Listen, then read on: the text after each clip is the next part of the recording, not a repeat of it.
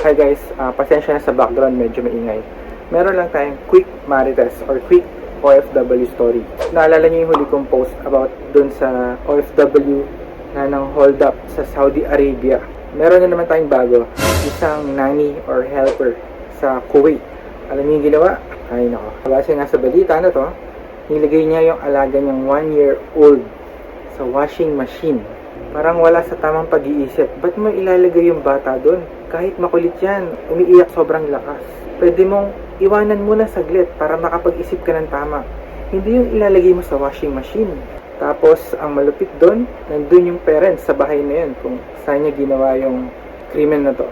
Yung baby, mahina pa yung katawan. So, nagkaroon siya ng mga major injury. Kahit na narinig ng parents, nakuha naman siya dun sa washing machine. Pero bumigay din yung katawan ng baby kasi nga sobrang hina niya. Again, sira na naman yung pangalan ng mga OFW or Filipino sa Middle East.